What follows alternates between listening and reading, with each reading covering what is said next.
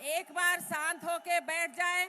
हमें पता है कि आपका उत्साह काफी है, लेकिन एक बार आप शांत होके बैठ जाएं। मोदी जी को जय श्री राम।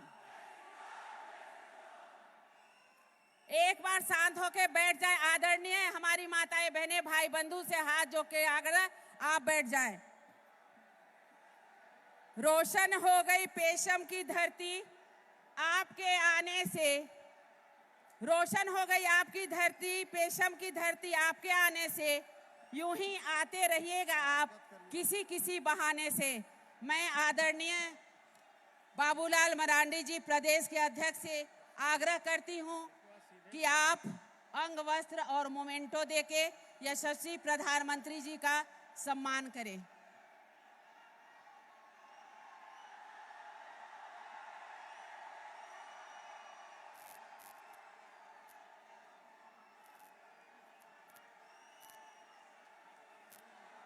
मैं बुलाना चाहती हूं हमारी कोडरमा की लोकसभा प्रत्याशी माननीय अन्नपूर्णा देवी जी को कि आप मोमेंटो देकर हमारे विश्व के लोकप्रिय नेता का सम्मान करें।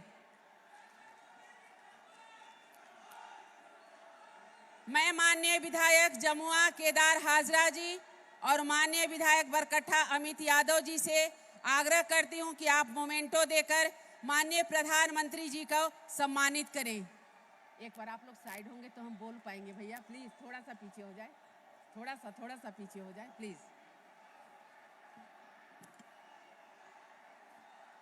दुनिया में भारत का परचम लहराने वाले उन्हीं को जी, विकास का कीर्तिमान स्थापित करने वाले, मां भारती के चरणों में अपना सर्वस्व न्यौछावर करने वाले, गरीब कल्याण से लेकर चंद्रयान तक की सफलता को लेकर प्रतिबद्ध रहने वाले यशस्वी प्रधानमंत्री, जन जन के नेता आदरणीय श्री नरेंद्र भाई मोदी जी को मैं अपने आशीर्वचनों के लिए आमंत्रित करती हूं। आप अपने आशीर्वचनों से अनुग्रहित करें।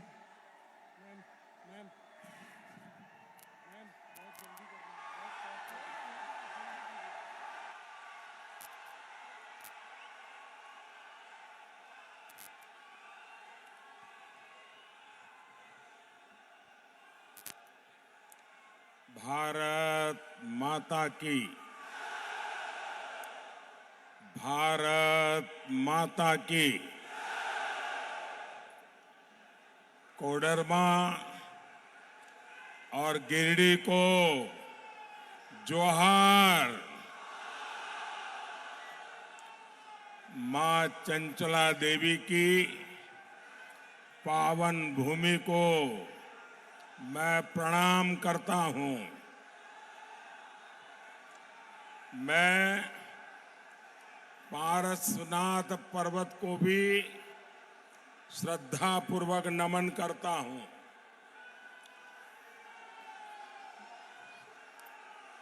हम बचपन से एक नाम हमेशा सुनते आए।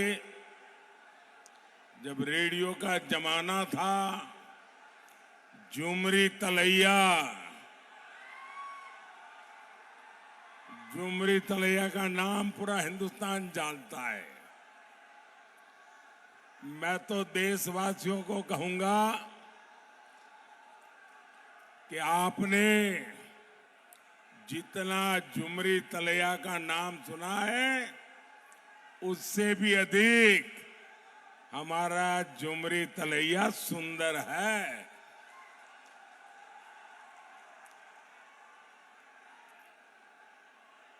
बेटे आप बैठे आओ, थक जाओगे बेटा, थक जाओगे। भाई कोई इस बच्चे ने एक तस्वीर बना के लाया है, जरा एसपीजी के लोग ले लेना।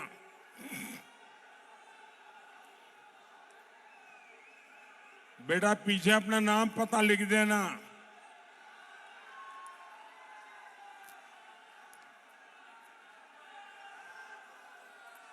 भारत माता की, भारत माता की। मैं सीधे काशी से आपके बीच आ रहा हूं। मुझे आने में विलंब हुआ, इसलिए आप सब मुझे क्षमा करें।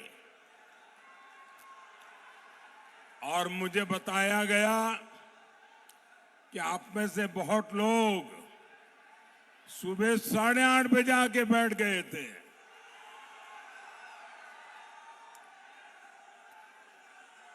मैं काशी से भगवान विश्वनाथ का, भोले बाबा का आप सबके लिए आशीर्वाद लेकर के आया हूं। मैं आज काशी में अपना नामांकन दाखिल करने के बाद ये मेरी पहली जनसभा है और मैं देख रहा हूं कि काशी हो या कोडरमा या गिरिडीह, एक ही बात गूंज रही है। फिर एक बार, फिर एक बार, फिर एक बार। साथियों, जितने लोग यहां दिखते हैं ना, उससे डबल लोग बाहर हैं। ये आपका प्यार, ये आपके आशीर्वाद, ये आपका उमंग, मैं आपको शत शत नमन करता हूं। साथियों, काशी के लिए मैं पीएम नहीं, एमपी हूं। कोडरमा और गिरिडीह वालों को भी यही समझकर वोट डालना है, मोदी ही आपका एमपी है, मोदी ही आपका पीएम है।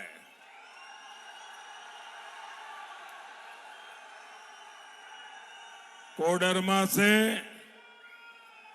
बहन अन्नपूर्णा देवी और गिरिडीह से आजसू के हमारे साथी श्री चंद्रप्रकाश चौधरी जी,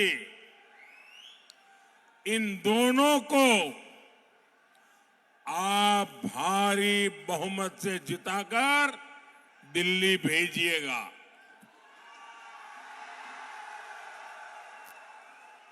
आपका एक एक वोट देश में तीसरी बार मोदी की मजबूत सरकार बनाएगा।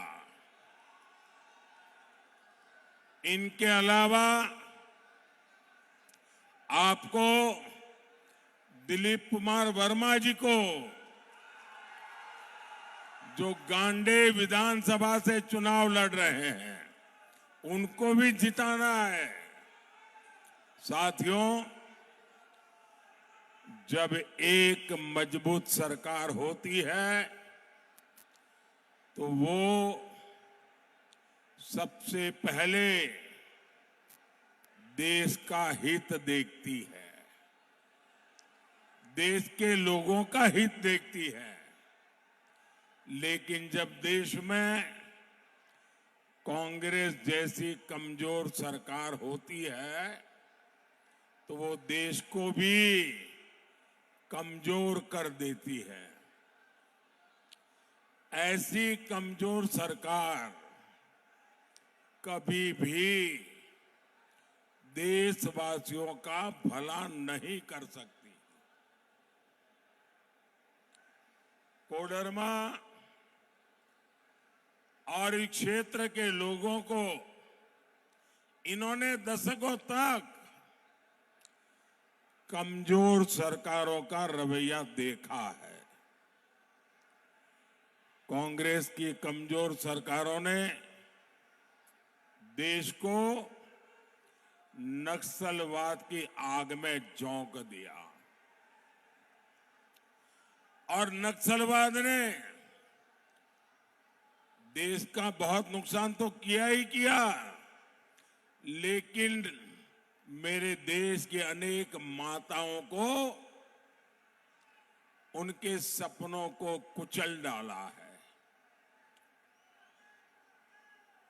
जो बेटे नक्सलवाद की राह पर जाके बंदूक उठा रहे थे, उन्होंने खुद को तो बर्बाद कर दिया, उस परिवार को बर्बाद कर दिया और उस मां को जिंदगी भर रोते रहने के लिए मजबूर कर दिया।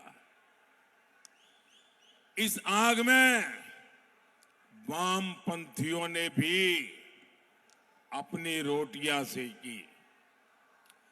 ये भाजपा की सरकार है जिसने देश में नक्सली हिंसा पर लगाम लगाई। मोदी को चुनौतियों को टालना नहीं, मोदी को टकराना आता है। और जब फौलादी हौसला हो, जब हौसला फौलादी हो, तो बड़े से बड़ी चुनौती भी चरण चूमने लग जाती है। आज पूरे देश में नक्सलवाद का दायरा बहुत सिकुड़ गया है, बहुत सिकुड़ गया है। और मैं कोडरमा की इस धरती से सभी देशवासियों को एक गारंटी दे रहा हूं, आतंक हो या फिर नक्सलवाद, मोदी अपने तीसरे कार्यकाल में इन पर बहुत बड़ा प्रहार करने का संकल्प ले चुकी है। मोदी झारखंड को फिर से नक्सलवाद का गढ़ नहीं बनने देगी। मैं अपने नौजवानों की जिंदगी तबाह नहीं होने दूंगा। मैं उन माताओं की कोख छीनने नहीं दूंगा। वो दिन दूर नहीं जब पूरी आदिवासी बेल्ट खून खराबे से मुक्त होगी, और ये मोदी की गारंटी है।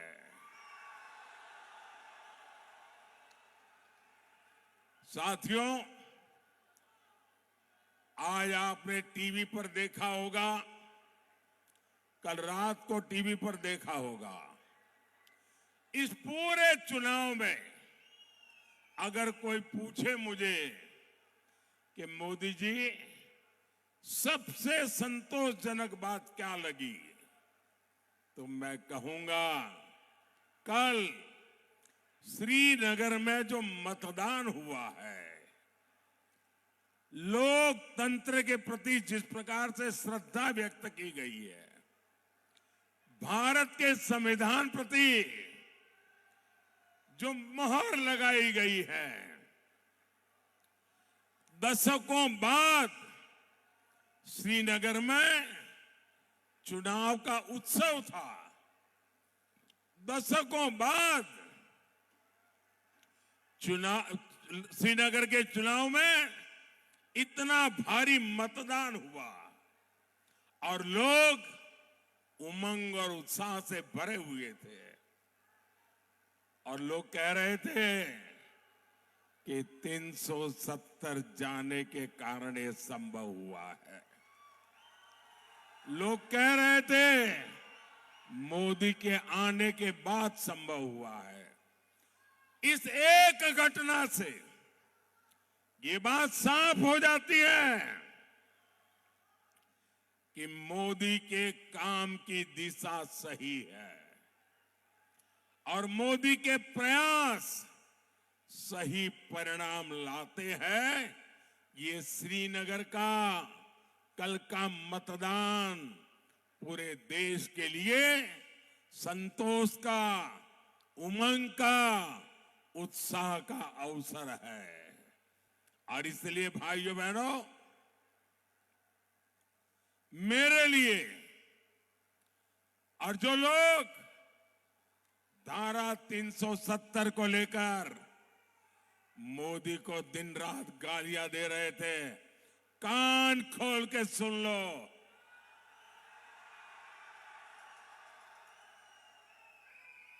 ये धारा 370 की दीवार हटी है, हमारे दिलों को जोड़ दिया है। हमारे सपने, हमारे अरमान एक साथ आगे बढ़ रहे हैं। भारत के लोकतंत्र के जीवन में इससे बड़ी कोई घटना नहीं हो सकती है।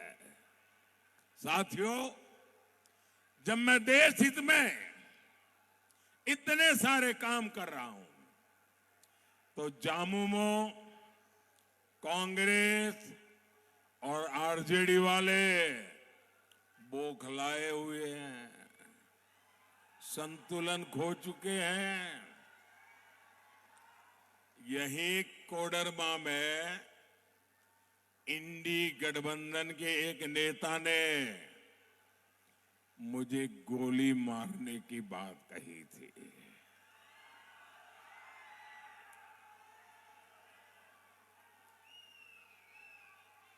ये जो गोली मारने के सपने देख रहे हैं ना, जो मोदी के कब्र खोदने के सपने देख रहे हैं, जरा यहां आइए, ये नजारा देखिए, ये माताओं बहनों का प्यार देखिए।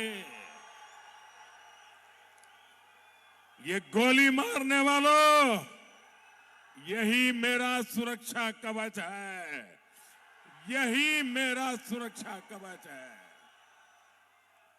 यही लोग मोदी को जीने की ताकत देने वाले लोग यहां बैठे।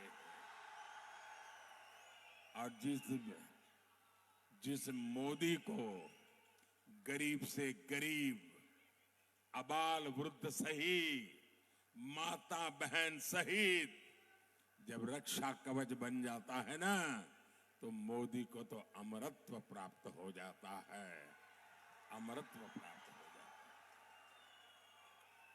साथियों,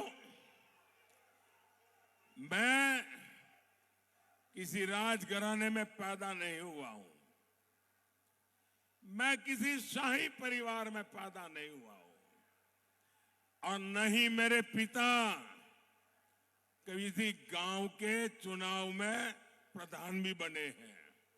मेरे परिवार का कोई चुनाव तक नहीं लड़ा है। मैं गरीब मां का बेटा हूं। चाय बेचते बेचते यहां पहुंचा हूं, और आपने मुझे पहुंचाया है। और इसलिए किसी को अच्छा लगे, किसी को बुरा लगे, मैंने गरीबी देखी है, मैं गरीबी को जिया हूं, और जो मुसीबतें मैंने झेली हैं, मैं मेरे देश के गरीबों को उससे मुक्ति दिलाना चाहता हूं। और इसलिए मोदी का मंत्र है, वंचितों को वरीयता। जिन्हें पहले कोई पूछता तक नहीं था, मोदी उन्हें पूजता है, भक्ति भाव से पूजता है। पहले आपके इलाज की, सस्ते इलाज की किसी ने चिंता नहीं की, हमारे परिवारों में तो अगर कोई मां बीमार हो जाती है, कितनी ही पीड़ा क्यों न हो, वो कभी घर में किसी को बताती नहीं है। वो दर्द सहती है, पीड़ा सहती है। एक मिनट भैया प्लीज मुझे बोलने दीजिए। वो दर्द सहती है, पीड़ा सहती है, लेकिन अपने परिवार में किसी को अपनी बीमारी के विषय में बताती नहीं है, क्योंकि उसके मन में एक ही भाव रहता है कि अगर परिवार में सबको बीमारी का पता चल जाएगा तो इलाज कराने का खर्चा कहां से लाएंगे। ये लोग कर्ज में डूब जाएंगे। अरे मैं 2-4 साल मुसीबत झेल लूंगी फिर चली जाऊंगी, लेकिन मैं बच्चों को कर्जदार नहीं बनाना चाहती। मेरे देश की हर माता यही सोचती है। लेकिन माताएं बहनें, अब आपको दर्द छिपाना नहीं है, अब आपको पीड़ा नहीं सहनी है। अब दिल्ली में आपका बेटा बैठा है।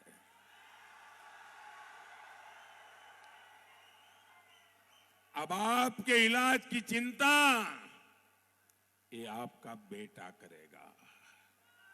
आपको एक पाई का खर्चा नहीं होगा, इलाज मैं करवाऊंगा।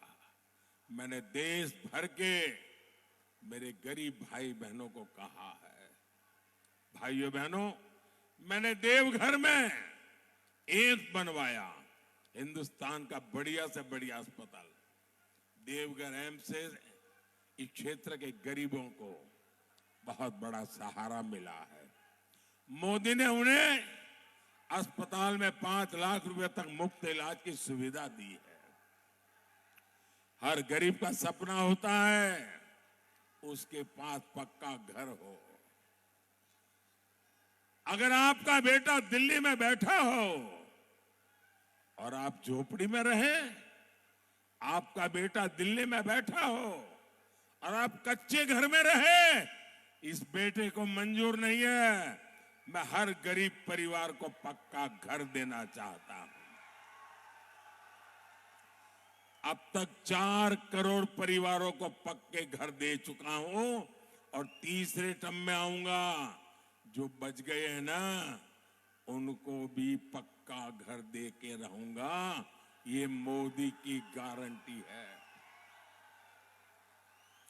मोदी ने कोडरमा, गिरिडीह में गरीब परिवारों को 1.25 लाख से ज्यादा पक्के घर बना के दिए हैं। और मेरी आपसे प्रार्थना है, आप जब गांव-गांव जाएंगे, अभी भी कहीं कोई नजर आए आपको जिसको पक्के घर की जरूरत है, उसका नाम पता लिख दीजिए, मुझे भेज दीजिए और उस मां बहन को कह देना कि मोदी की गारंटी है। तीसरी बार जब आएगा तो आपका घर भी पक्का हो जाएगा। मेरे लिए आप ही मोदी है, गारंटी दे देना। 7-8 साल पहले तक यहां करीब 2 लाख घर ऐसे थे जहां बिजली नहीं थी। मोदी ने अब उनके जीवन से अंधेरा दूर किया है, उनका घर रोशन किया है। मुफ्त राशन की योजना से भी यहां लाखों परिवारों को फायदा पहुंच रहा है। आज इतने साल हो गए, 80 करोड़ लोगों को मुफ्त में राशन मिल रहा है। मेरे पहले सोनिया बहन की एक रिमोट वाली सरकार चलती थी 10 साल पहले। उस समय के प्रधानमंत्री को पूछा गया कि आपके पास अनाज बिक रहा है, सड़ रहा है, आप गरीबों को क्यों नहीं देते? उन्होंने कहा मैं गरीबों को इतना दे नहीं सकता हूं, हमारे पास इतना नहीं है। जब आपका बेटा वहां बैठा ना, भूख क्या होती है वो मैं जानता हूं। और बच्चे भूखे होते हैं तो मां रात भर आंसू पीती रहती है, वो मैंने देखा है। और इसलिए मैंने तय किया, मैं गरीब का चूल्हा बुझने नहीं दूंगा। मैं गरीब के बच्चों को भूखे सोने नहीं दूंगा। और इसलिए 80 करोड़ लोगों को मुफ्त इलाज पहुंच रहा है। और मेरे भाइयों बहनों, लिख के रखिए,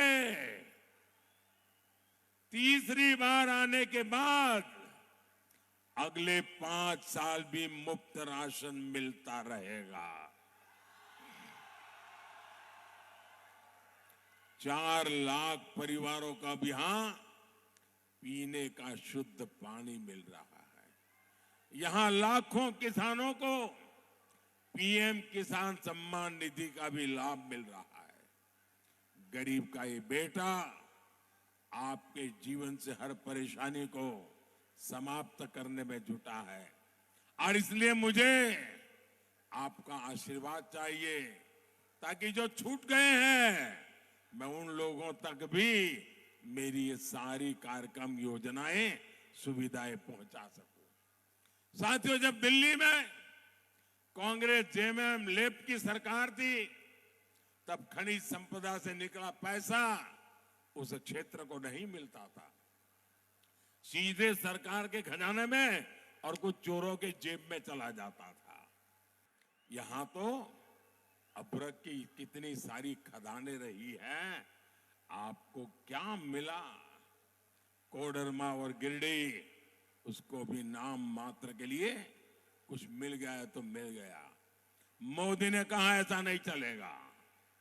मोदी ने नई नीति बनाई, हमने डिस्ट्रिक्ट मिनरल फंड बनाया। अब मैंने तय किया है कि जिस जिले से खनिज संपदा निकलती है उसका एक हिस्सा उस जिले के लोगों की भलाई के लिए, उस जिले के विकास के लिए खर्च होना चाहिए। और इस योजना के तहत झारखंड को अब तक 12,000 करोड़ रुपए मिल चुके हैं। कोडरमा और गिरिडीह, उसको भी करीब 60 करोड़ रुपए उससे मिले हैं। ऐसे काम तभी होते हैं जब आपके लिए संवेदनशील हो ऐसी सरकार हो, आपकी परेशानियों के प्रति जो खुद परेशान होता हो, जिसको आपकी परवाह हो, तब होता है। भाइयों बहनों, मैंने लाल किले से कहा था और मैंने डंके की चोट पे कहा हुआ है, छुपा करके नहीं कर रहा हूं। मैंने कहा था मैं भारत को भ्रष्टाचार, परिवारवाद और तुष्टीकरण से मुक्त होना के लिए अपना जीवन खपा दूंगा। जेएमएम, कांग्रेस, लेफ्ट, इंडी गठबंधन इन सारी बुराइयों का सबसे बड़ा मॉडल है। आपने देखा यहां कांग्रेस के एक मंत्री के कर्मचारी और कर्मचारी का नौकर, उसके घर में से नोटों के पहाड़ निकल रहे। भाई, ये नोटों के पहाड़ इतने बड़े हैं कि गिनते गिनते मशीन हाँफ जाती है। मशीन, मैंने तो मेरे जीवन में कभी नोटों का ऐसा ढेर आंखों के सामने देखा नहीं, पहली बार टीवी पे देख रहा हूं। इसके पहले कांग्रेस के सांसद के घर से नोटों के पहाड़ निकले, ये भी पूरे देश ने देखा। मुझे बताइए, ये सारे जिनके यहां से पैसे निकल रहे हैं, ये किसके करीबी है? अफसरों के घर से पैसे निकले, वो भी उनके खासम खास। नेताओं से यहां निकले पैसे, वो भी उनके खास। नौकरों से पैसे निकले, वो भी उनके खास। मतलब ये इनके सिर पर किसका हाथ है भाई? यही तो लोग है ना।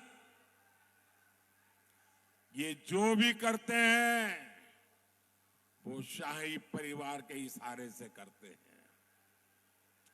आपके गांव की सड़कें, पुल, नहरें नहीं बनी, वो आज भी खस्ता हाल है, क्योंकि वो पैसा मंत्री जी के यहां पहुंच जाता है, उनके कर्मचारी के यहां पहुंचता है, उसके नौकर के यहां पहुंचता है।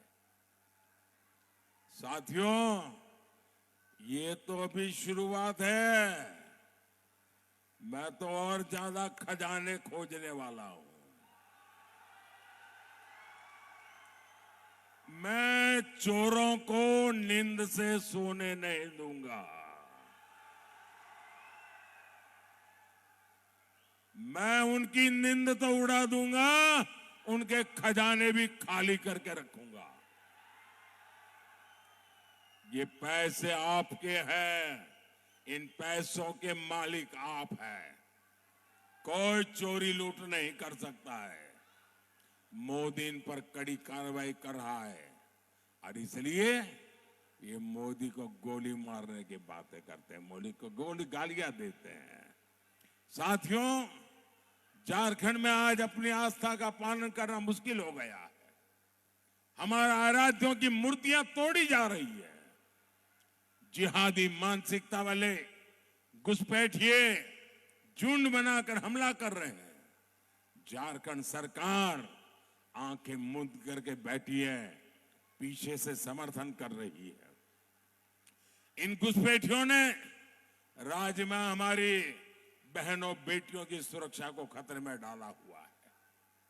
क्या झामुमो कांग्रेस आरजेडी वालों को आपका एक वोट भी मिलना चाहिए क्या?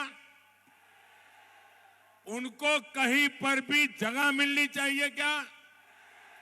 हर बूथ में से उनका पराजय होना चाहिए कि नहीं होना चाहिए? भाई और बहनों, इंडी गठबंधन वालों का तुष्टीकरण का खेल अब चरम पर पहुंच चुका है। ये लोग पहले जो पर्दे के पीछे करते थे, वो आज सामने आकर के कहने लगे हैं। अब ये खुलेआम कह रहे हैं कि मोदी के खिलाफ वोट जिहाद करेंगे, वोट जिहाद। भाइयों बहनों,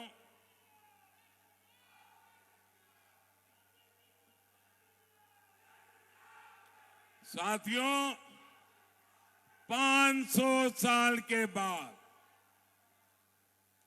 500 साल के बाद अयोध्या में हमारे राम जी भव्य मंदिर में विराजमान हुए।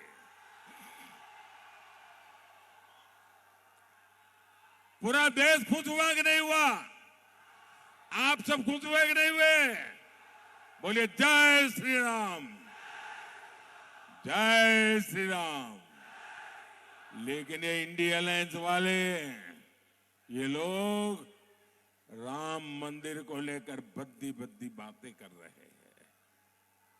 आए दिन इन नेताओं को जो बयान आते हैं, वो शर्मनाक बयान आ रहे हैं। कांग्रेस के कुछ लोग तो ये तक कह रहे हैं कि कांग्रेस सुप्रीम कोर्ट के फैसले को बदलने की साजिश कर रही है। और कांग्रेस के ही एक वर्षों तक कांग्रेस के नेता वो आजकल कह रहे हैं कि कांग्रेस ने तो तय कर लिया है कि अब रामलला को फिर से टेंट में भेजेंगे। क्या आप रामलला को टेंट में जाने देंगे? क्या देश में ऐसा पाप उनको करने देंगे? रामलला भव्य मंदिर में रहेंगे कि नहीं रहेंगे? ये कहते हैं राम मंदिर को ताला लगा देंगे। भाई और बहनों, मोदी की नीति एकदम साफ है। हमारी माताएं बहनें हर परिवार की बेहतरीन प्रबंधक होती है, इसलिए देश उनके इस कौशल के सदुपयोग के बिना विकसित नहीं हो सकता। तभी मोदी माताओं बहनों की सुविधा और समृद्धि के लिए हर योजना बना रहा है। यहां बहुत बड़ी संख्या में बहनें सहायता समूहों से जुड़ी है। 10 वर्ष में 10 करोड़ बहनों को ऐसे समूहों से हमने जोड़ा है। हमने पहली बार बहनों के भी बैंक खाते खुलवाए और समूहों के भी बैंक खाते खुलवाए। आज मोदी लाखों करोड़ रुपए की मदद इन समूहों तक पहुंचा रहा है। मोदी ने संकल्प लिया है कि हमारी सरकार 3 करोड़ बहनों को, ये आपके लिए खुशी की खबर है, 3 करोड़ बहनों को मोदी लखपति दीदी बनाएगा, लखपति दीदी बनाएगा। साथियों, विकास के जन कल्याण के काम तेजी से पूरे हो, इसके लिए आपको बड़ी संख्या में मतदान करना है। घर घर जाना है, ज्यादा से ज्यादा मतदान करना है। हमें हर सीट नहीं, हर बूथ को जीतना है। आप घर घर जाइएगा और कहिएगा कि मोदी जी ने आपको जो हार कहा है, नमस्कार कहा है। और इस चुनाव में हमारे 2 लोकसभा के साथी और 1 हमारे विधानसभा के साथी, मेरे इन तीनों साथी को आपको विजयी बनाना है। बोलिए भारत माता की, भारत माता की, भारत माता की। बहुत बहुत धन्यवाद।